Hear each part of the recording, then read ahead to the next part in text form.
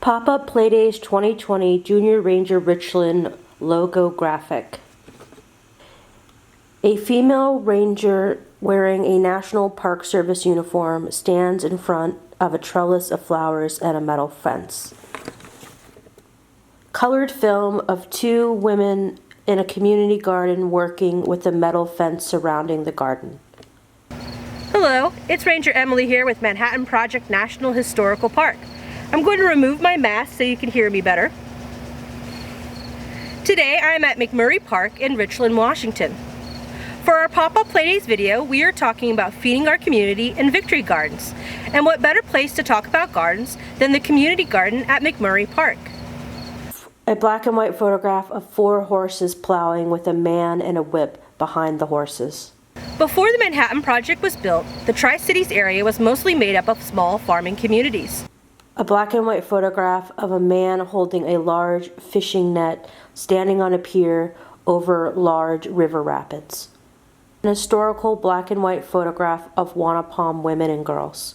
The first people to farm and live along the Columbia River were indigenous communities like the Wanapum. In the late 1800s, new settlers came into the area to farm. There was plenty of land for farming, but little rainfall. A colored photograph of the front of the Allard Pump House. A colored photograph of the interior of the Allard Pump House. A colored photograph of the back of the Allard Pump House. In 1908, the Hanford Irrigation and Power Company built the Hanford Irrigation District Pump House, also known as the Allard Pump House, for farming. When completed, area newspapers called the project the largest pumping plant in the world. The project provided water for large-scale farming and orchards in the area, which supported farms and businesses in the towns of Hanford and White Bluffs. A colored map that reads Hanford High School, White Bluffs Bank, Allard Pump House, B Reactor, Brueggemann's Warehouse. The Hanford Irrigation District Pump House is now part of Manhattan Project National Historical Park. Brueggemann's Agricultural Complex Warehouse is also part of Manhattan Project National Historical Park. A colored photograph of the structure at Brueggemann's Agricultural Warehouse Complex. It is located within 2 miles of the B Reactor. The warehouse building at Brueggemann's Agricultural Complex is the only remaining structure on the approximately 530-acre farm property that was condemned by the federal government in order to build the Manhattan Project. An historical black and white photograph of a group of farmers standing in a field. The U.S. government removed farmers and indigenous peoples from their lands to build the Manhattan Project. Some farmers remained in the area and continued to supply the local population with fresh foods. An historical black and white photograph of a mother and daughter with a full shopping cart shopping in a grocery store. The Manhattan Project community bought their food in grocery stores like we do today, but they also grew food in victory gardens. A color poster of a variety of vegetables with a field in the background. Text reads, "Your victory garden counts more than ever!" Exclamation mark. During World War II, the government asked Americans to grow victory gardens in order to support the war effort. By growing their own food, Americans were freeing up more food to be sent to soldiers fighting in the war. Americans grew all types of herbs, fruits, and vegetables in their victory gardens. Historical black and white photograph of a man and woman next to a house digging a garden. Across America, people planted gardens in backyards and community gardens.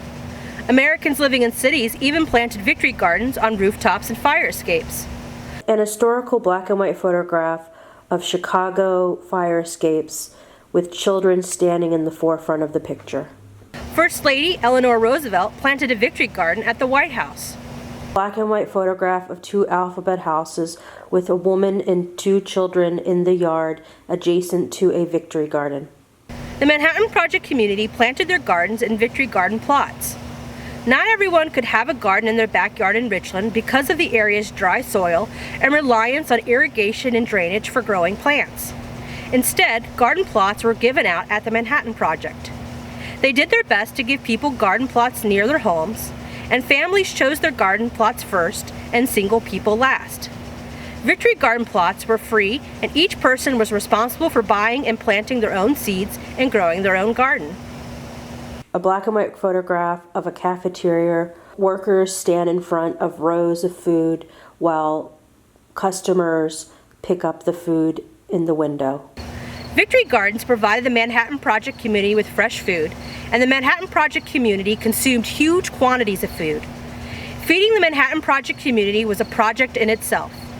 51,000 people needed to be fed every day. Manhattan Project leaders supplied workers and their families with large quantities of food so they would stay and finish their work on the project. The DuPont Corporation built 8 cafeterias, each the size of a football field, to feed the Manhattan Project community. A black and white photograph of 7 men butchering chickens. 50 tons of food was served at each meal.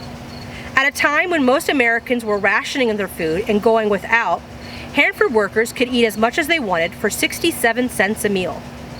A black and white photograph of 3 women peeling potatoes. 1 woman stands and washes something in a sink.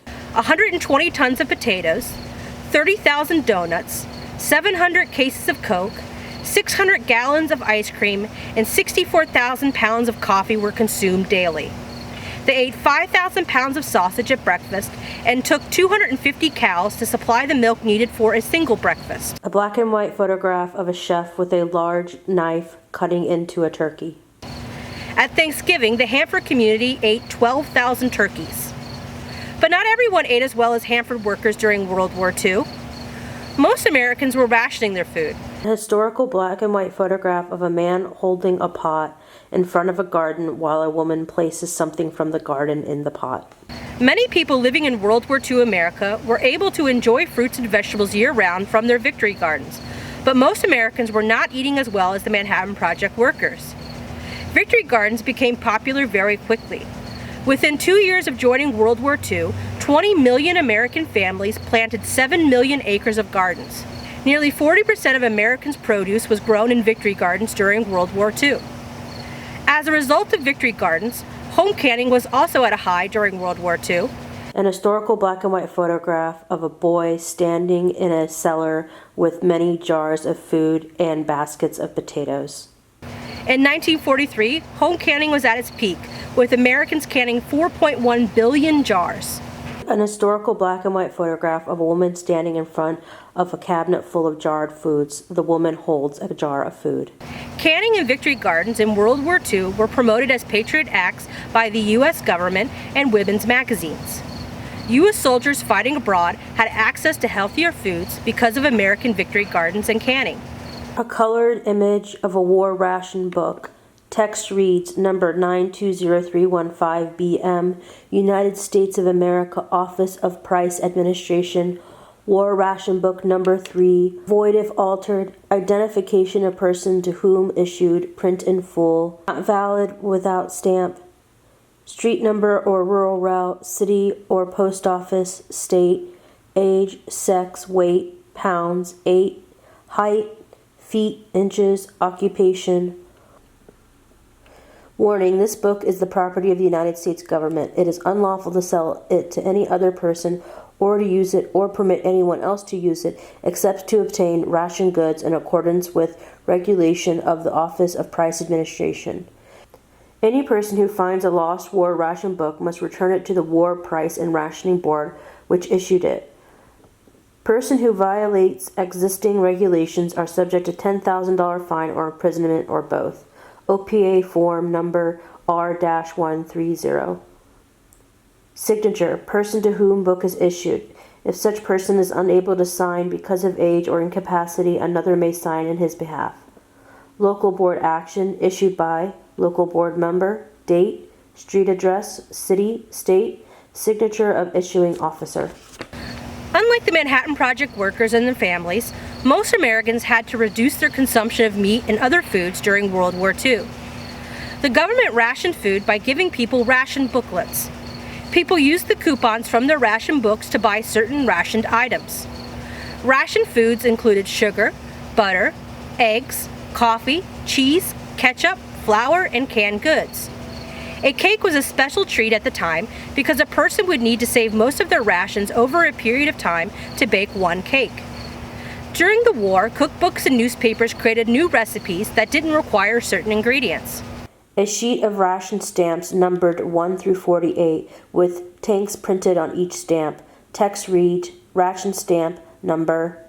Americans also rationed gas, oil, rubber, and shoes. Americans sacrificed new goods and creature comforts so American corporations and factories could manufacture goods for the U.S. government. Factories stopped manufacturing automobiles and other products for Americans and instead built ships, tanks, and airplanes for the war. A red, white, and blue World War II poster with a pilot smiling on the front. Text reads, Join U.S. Army Air Corps. The U.S. government asked Americans to do more than sacrifice sugar and gasoline. Much bigger sacrifices were asked of the American people. Young men were asked to leave their homes and families to fight abroad. A red, white, and blue World War II poster of a nurse kneeling while receiving her nurse's hat. Text reads, Become a nurse, your country needs you. Wright Nursing Information Bureau, 1790 Broadway, New York City. A colorful World War II poster with an assortment of fresh vegetables on the front. Text reads, Grow your own, be sure. Garden Victory. Women were asked to serve as nurses and factory workers. The U.S. government used posters, newspapers, magazines, and movies to promote American sacrifice and patriotic messages. The government asked Americans to plant victory gardens, to recycle and reuse, and to buy war bonds. A colored World War II poster of Uncle Sam with a American flag sack over his shoulder. Warplanes are in the background. Men marching to war are in the front. Text reads, Buy war bonds. And Americans acted. They collected scrap metal, paper, and rubber.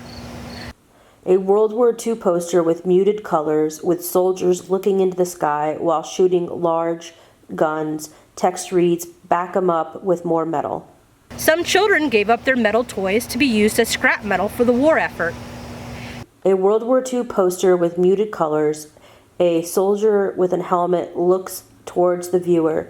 Text reads, Have you really tried to save gas by getting into a car club? ? People drove their vehicles less in order to save gasoline for ships, tanks, and airplanes. An historical black and white photograph of a woman standing over children while the children plant pea seeds.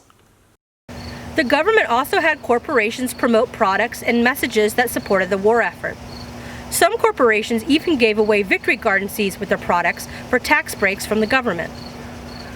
In 1945, World War II ended, and by 1946, the government had stopped promoting victory gardens. A colored image of Mcmurray Park Community Garden. Today in 2020, gardening is still popular in the Tri-Cities area, as you can see here at Mcmurray Park. Farming in the Tri-Cities remains an important part of the Tri-Cities culture and economy. A female park ranger wearing a National Park Service uniform stands in front of a trellis with flowers with a metal fence in the background. To learn more about farming in the Tri-Cities, check out Lori's video this week on Richland's Parks and Rec website. A colored photograph of a Junior Ranger patch that reads, Junior Ranger, Explore, Learn, Protect. The patch has a park ranger hat in the center and a green border. Next to the patch on each side is a gold-colored pin and a silver-colored pin that reads Junior Ranger with a park ranger hat in the center of each pin. A female park ranger wearing a National Park Service uniform stands in front of a trellis with flowers with a metal fence in the background. Remember to complete this week's passport activities to earn your Junior Ranger patch or pin. Thank you for joining me for our Pop-Up Playdays video. I'll see you next time when we'll be talking about pets in our community. See you then. A colored image of the National Park Service Arrowhead logo. A colored image of the City of Richland logo. Rolling credits. Text reads, Photos provided by Department of Energy, National Park Service.